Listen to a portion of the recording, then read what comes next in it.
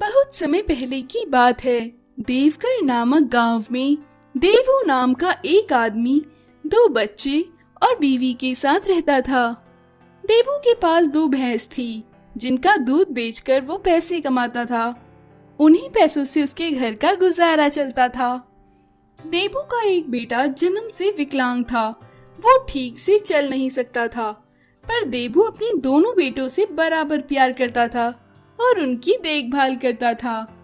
एक बार किसी बीमारी की वजह से देवू की दोनों भैंस मर गई। बेचारे देवू की कमाई का एकमात्र साधन भी छिन गया। देवू की बीवी बोली, सुनो जी, अब जो हमारे पास पैसे हैं उन्हीं से दोबारा एक और भैंस खरीदते हैं। हम तो सिर्फ दूध का व्यापार ही जानते हैं और कुछ तो हमें आता नहीं है।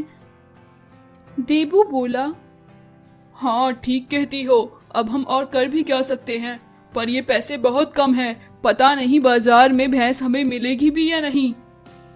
अगले दिन देवू और उसकी बीवी अपने दोनों बच्चों के साथ बाजार गए। वहाँ देवू व्यापारी से, 5 रुपए में कोई भैंस मिलेगी क्या दूध देने वाली? व्यापारी बोला, 5 रुपए में तो मुर्गी भी ना आए, तुम भैंस की बात करते हो, आगे बढ़ो। देवू दूसरे व्यापारी से बोला, हमारी भैंस मर गई है, क्या तुम 5 रुपए में हमें कोई दूध देने वाली भैंस दे सकते हो? हम बहुत गरीब हैं।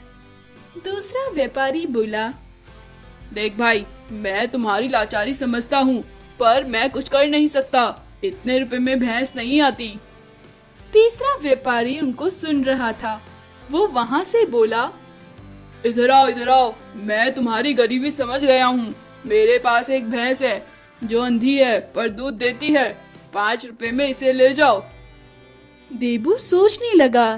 तभी देवू की बीवी बोली, हाँ हम इसे ले लेते हैं, अंधी है तो क्या, बोल तो रहा है कि दूध देती है, तो ले जाते हैं। फिर वो दोनों उस भैंस को खरीद लेते हैं। रास्ते में वो उसे लेके जा रहे होते हैं।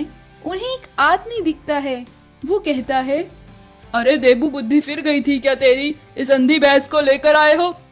देवू बोला, ये दूध तो देती ही है, तो क्या वो अंधी है? तो वो आदमी बोला, वो व्यापारी तुम्हें ठग लिया है, ये भैंस दूध भी नहीं देती है, इसे जंगल में ही छोड़ दो, बेकार है घर ले जाना इसे, क्या फायदा। ऐसा कहकर वो वहाँ से चला गया। देवू का बेटा बोला, माँ, क्या हम इस प्यारी सी भैंस को जंगल में छोड़ देंगे?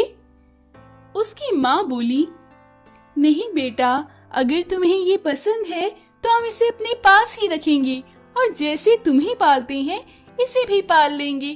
क्यों जी, सही कहा ना मैंने? देवू बोला, हाँ ठीक कहती हो, विकलांग है तो क्या, अब इसे इस तरह जंगल में नहीं छोड़ सकते। वो उस भैंस को घर ले गए। 1 महीने तक उस भैंस को चारा देना, नहलाना, गोबर साफ करना, उसकी देखभाल करना देवू के परिवार वाले करते रहे।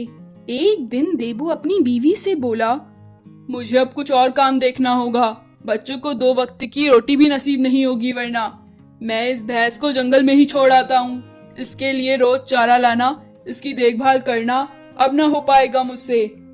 देवू की बीवी बोली, कैसी बात करते हो जी, अब ये भैंस हमारे परिवार का हिस्सा है, हमारा बेटा भी तो विकलांग है, हमने क्या उसे छोड़ दिया? जैसे सब खाएंगे वैसे ही ये भैंस भी खाएगी, पर जब तक हम हैं ये हमारे साथ ही रहेगी। रही बात चारा लाने की, मैं आज से इसके लिए चारा लेके आ जाऊंगी। ऐसा कहकर देवू की बीवी भैंस के लिए चारा लाती है। जैसे ही वो भैंस के आगे चारा डालती है, भैंस गोबर के रूप में एक सोने की डली देती है। देवू की बीवी देवू को बुलाते हुए, अजी सुनते हो, ये देखो। देवू वहाँ आता है और देखता है। वो गोबर को उठाता है और कहता है, ये तो जादुई भैंस है, इसने एकदम खरा सोना दिया है। अब ऐसा रोज होने लगा। देवू की बीवी उसे चारा देती, भैंस उन्हें सोने का गोबर।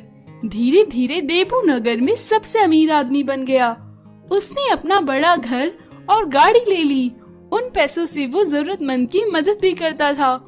एक दिन ये बात राजा के कान में पहुंच गई। राजा बोला, तुरंत जाओ और उन सबको भैंस के साथ यहाँ लेकर आओ। अगले दिन देबू अपनी भैंस के साथ दरबार में पहुंचा। राजा बोला, तुम्हें पता है तुमने कितनी बड़ी गलती की है।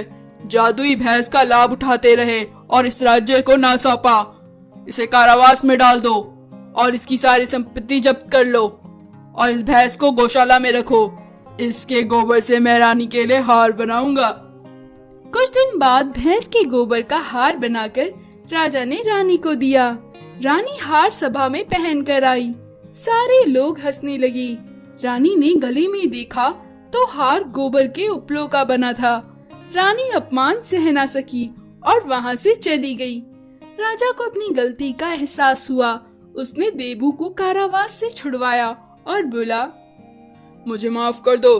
तुम्हारी नेकी की वजह से भगवान ने तुम्हें यह वरदान दिया। मैंने उसका फायदा उठाना चाहा। जाओ, मैं तुम्हें आजाद करता हूँ। अपनी सुख संपत्ति के साथ आराम से जीवन व्यतीत करो। Bullet tractor.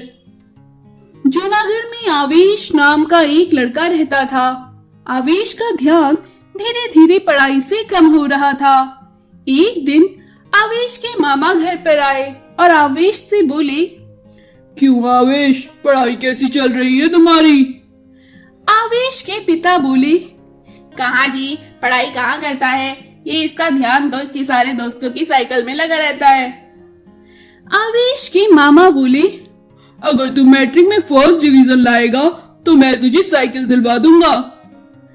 साइकिल मिलने के चक्कर में आवेश मन लगाकर पढ़ाई करने लगा और फर्स्ट डिवीजन लेकर आया। लेकिन उसके मामा जी ने उसे साइकिल नहीं दिलवाई। आवेश अब फिर से पढ़ाई से कटने लगा था। 12वीं कक्षा में आवेश के पिता बोले, आवेश, तुम्हारा ध्यान फिर से दोस्तों के फोनों में लगा रहता है। अगर तुम फर्स्ट डिवीजन लेकर आओगे तो मैं तुम्हें मोबाइल फोन दिलवाऊंगा। आवेश फिर से मन लगाकर पढ़ने लगा और फर्स्ट डिवीजन लेकर आया। आवेश के पिता आवेश को शॉप पर ले गए और बोले, अरे बाप रे, ये तो बड़ा महंगा फोन है, अगले महीने ले लेना। इस तरह वो आवेश को हर महीने अगले महीने मोबाइल फोन खरीदने का वादा देकर टाल देते। आवेश समझ गया था कि उसके पिता उसे फोन नहीं दिलवाने वाले। आवेश दुखी रहने लगा। उसके सारे सब्जेक्ट में बैक आने लगी। आवेश के पिता बोले, आवेश बेटा, तुम्हारा पढ़ने में ध्यान नहीं लगता। इस बार अगर तुम फर्स्ट आए। आवेश के पिता का इतना कहना ही था कि आवेश बोला, बस करो पिताजी, अब मैं पहले की तरह छोटा बच्चा नहीं रहा। मुझे पता है कि ये सब मुझे बेवकूफ बनाने के लिए कहते हो। पहले साइकिल, फिर मैपल का फोन और फिर क्या क्या वादे किए, पर मुझे कभी कुछ नहीं दिलवाया।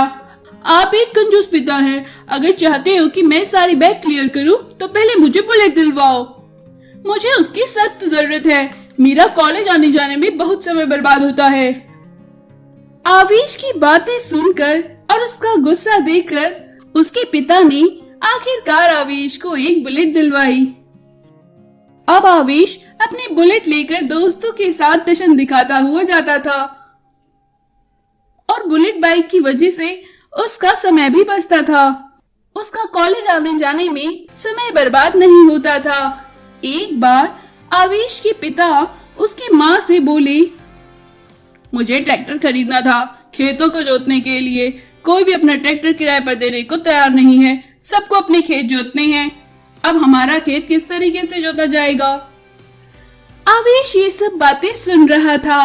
वो बोला, पिताजी, मैं खेत जोतने का इंतजाम अपनी बुलेट से कर सकता हूँ। उसके बाद आवेश ने अपनी बुलेट के पीछे प्लफ अटैच करवाया और खेत जोतने लगा। उसने जल्द ही अपनी बुलेट से सारा खेत जोत दिया।